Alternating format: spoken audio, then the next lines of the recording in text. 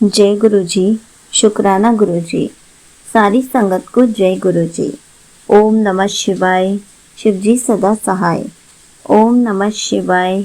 गुरु जी सदा सहाय। शिव पुराण श्री शतरुद्र संहिता का 14वां अध्याय। गृहपति अवतार। नंदीश्वर बोले, जब विश्वानगर भगवान शिव से वरदान प्राप्त करके अपने घर वापस आए तो उन्होंने अपनी पत्नी शुचिष्मति को सारी बातें बताई। समय बीतता गया। कुछ समय पश्चात शुचिष्मति गर्भवती हुई।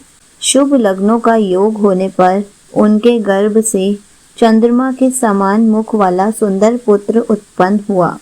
भगवान शिव के अवतार लेते ही देवताओं ने प्रसन्न होकर दुदुम्बी बजाई।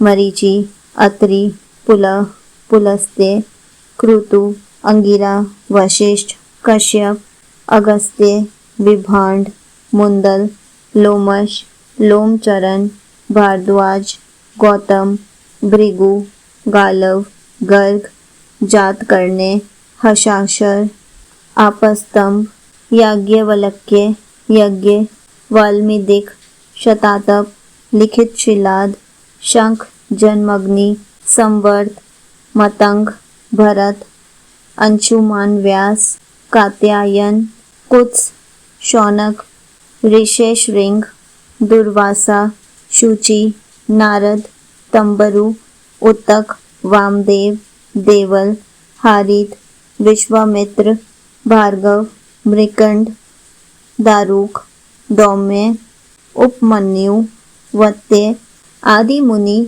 और मुनि कन्याएं और मुनि पुत्र भगवान शिव के गृहपति अवतार के दर्शनों हेतु विश्वानर मुनि के आश्रम में आए। देवगुरु बृहस्पति के साथ ब्रह्मा जी और श्री हरि विष्णु, नंदी और भृंगी गणों के साथ भगवान शिव देवी पार्वती को साथ लेकर देवराज इंद्र सभी देवताओं सहित तथा नागराज, पाताल से सारी नदियां, पर्वत और समुद्र उस बालक के दर्शनों के लिए विश्वानगर के आश्रम में गए। सभी ऋषि मुनियों, साधु संतों सहित देवताओं ने उस बालक के दर्शन किए। स्वयं ब्रह्मा जी ने उस बालक के जात कर्म संस्कार संपन्न किए और उस बालक का नाम गृहपति रखा। तत्पश्चात सब देवताओं ने प्रसन्नता पूर्वक उस बालक को अनेक आशीर्वाद प्रदान किए। तब सब देवता शुचिष्मति और विश्वानर मुनि के भाग्य की प्रशंसा करते हुए अपने अपने धाम को चले गए। मुनि विश्वानर और उनकी पत्नी उस बालक का लालन पालन करने लगे तथा समय समय पर होने वाले संस्कार संपन्न करने लगे। गृहपति जब 5 वर्ष का हो गया तब उन्होंने उसका यज्ञोपवीत कराया। बालक गृहपति जिज्ञासु प्रवृत्ति का था। उसने अति शीघ्र ही अपने पिता से सब वेदों का ज्ञान प्राप्त कर लिया।